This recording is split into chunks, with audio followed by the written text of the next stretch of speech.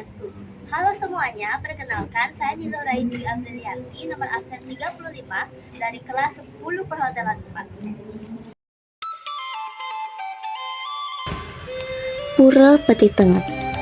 Pura Peti Tengah terletak di daerah Kuta Utara, tepatnya terletak di pesisir pantai di Desa Batu Belik, Kerobokan, Badung, Bali. Zaman dahulu, lokasi Pura Peti Tengah dipercaya adalah tempat angker berupa hutan yang dihuni oleh Buto Ijo. Buto Ijo ini adalah pengawal ide Bataram Labuhan Mas Jeti. Pada saat itu, Dang Hyang Dwijendra dalam perjalanannya menuju Pura Luhur Uluwatu untuk moksa bertemu dengan raksasa Buto Ijo. Lantas Dang Hyang Dwijendra memintanya untuk menjaga pecanangan atau tempat sirih milik beliau di wilayah Peti Tengah. Untuk menjaga pecanangan tersebut, Buto Ijo diberi kesaktian oleh Dang Hyang Dwijendra. Namun saking setianya menjaga pecanangan tersebut, Buto Ijo membuat masyarakat sekitar resah. Hal itu karena Buto Ijo membuat gerubuk bagi orang yang berani masuk ke tempat pecanangan yang dijaganya. Ia menganggap orang yang masuk ke daerah itu berniat ingin mencuri pecanangan tersebut. Warga lalu nangkil dan meminta petunjuk Dang Hyang Dwijendra yang sedang bersemedi di Pura Luhur Uluwatu. Beliau akhirnya menyarankan untuk membuat pelinggih pasimpangan atau bangunan suci untuk Stana Ide Betara Labuhan Mas Jeti dan pagedongan untuk Stana Buto Ijo. Pelinggih tersebut dinamakan Pura Peti Tengah. Setelah pembangunan pura ini, keadaan pun mulai berubah. Tempat tersebut sudah seperti sekarang, tidak ada wabah penyakit ataupun raksasa yang menakutkan, karena sudah distanakan di Pura Peti Tengah.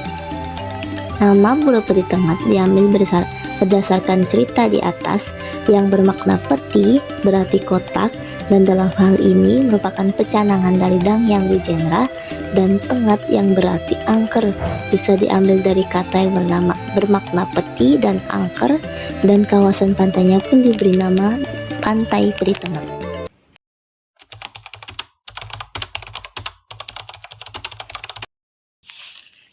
Yang pertama ada menyapu, untuk membersihkan sampah-sampah dan kotoran yang berserakan agar tempat bersejarah senantiasa terjaga kebersihannya.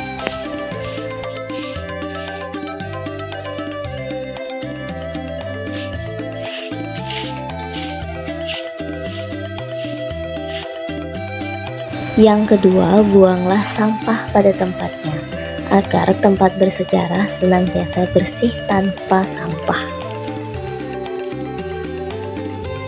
Dan yang terakhir adalah dengan cara sering mengunjungi tempat sejarah dan menghaturkan canang atau sesajen untuk memohon perlindungan pada Yang Maha Kuasa agar senantiasa terlindungi dari segala mara bahaya yang ada di dunia.